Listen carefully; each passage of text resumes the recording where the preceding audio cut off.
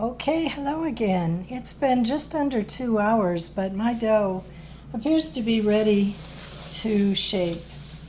And the way I figure that is I'm looking at it. I can see there are some bubbles on top.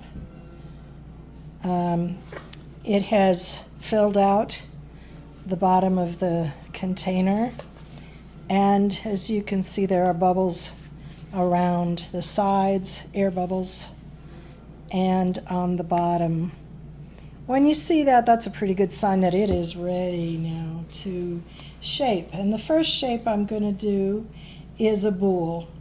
And boule is just French for bowl, I guess. I don't speak French, but that's what I've been told. So I'm going to do this dough as a boule, and one of these other doughs that I've stirred up today I will do as a batard, which is the oblong shape. This is a batard. This is a boule. So I will have both for you to see. So the first thing I do, I apologize, I don't have an overhead camera. I'm not a professional YouTuber. I'm just trying to help people make bread. So this is my camera propped up on my bread box. So I sprayed this with a little bit of water. I use water in the shaping process. Some people use flour, but I like water. It's not as messy to me, and it works just as well as flour. So I just go around the outside edge. Sometimes I'll spray it again just to loosen it. And then I spray my counter with a little bit of water. Got this at Walmart for $1. And I just use plain water in it. So what you want is a clean drop from your dough. Then you know it really proofed well. So that's what we're working on. I'm going to be patient here. We can see it starting to drop. Looks like it's doing well. Want to be patient. We don't want to knock air bubbles out of it at this point.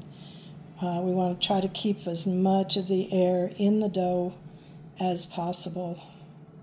If you overproof it, you're not going to get a clean bowl at the end because it's going to stick to the inside of the bowl. There's no oil or anything in the bowl. So this dough, as you can see here, is very wet. So if I touch it with my dry fingers, they're going to stick. So I spray my hands, and then I just, whoa, my countertop is not wet enough. It's sticking to the countertop. That's where your little handy scraper comes in. This is a flexible bowl scraper. I also have a bench scraper, which has its own use for cleaning all the dried bits of dough off your counter when you're done, and for cutting dough, and I mean there's lots of uses for it. Keep your hands wet so the dough doesn't stick. So for a bowl, there's lots of different methods for shaping it. I'm just going to show you one. This is what I think is easiest, and I sometimes do it different each time. So I'm just going to take each corner and stretch it to the middle like that. This dough was proofed a little more than it needed to. I think it might have been ready at 1.5 hours. All right, so now I've kind of got a square, and I'm just going to take that and do the same thing again. What you want to do is build up tension in your loaf, and that's what helps you get oven spring.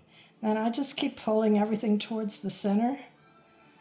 You don't want to tear the dough. Ooh, this is really sticking. I'm going to spray it some more. You don't want to tear the dough. You want to keep it smooth if possible. And one thing I forgot to do was put some rice flour on my banneton.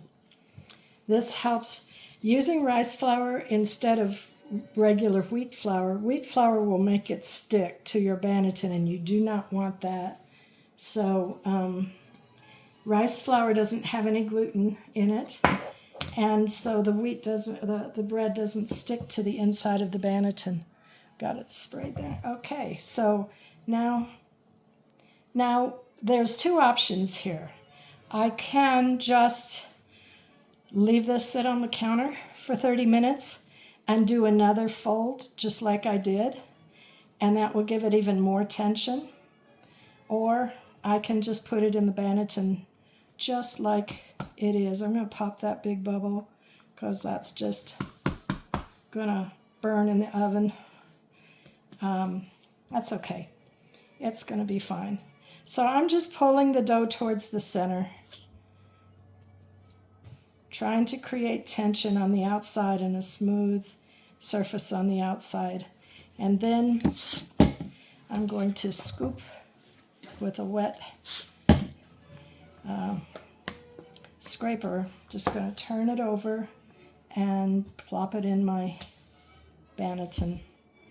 Now, you just kind of want to stitch it all together so it stays together. I skipped the pre-shape. That's just whether you want to do it or not, it's up to you. So I skipped it this time. And that's really all I need to do. Now it's going to go into the fridge and take a long nap. I can put it in the fridge and bake it tomorrow, anytime tomorrow or the next day, whatever. Once it's in the fridge, because it's about 79 degrees here, it's going to keep rising a little bit. It'll be slowed down a lot, but it'll rise a little bit in the fridge. But this is going to start the bulk or the cold ferment period. And that's when it really starts to develop that nice sourdough flavor. So this is going in the fridge, and then I will come back in a little bit after my other dough is ready, and I will shape the tart.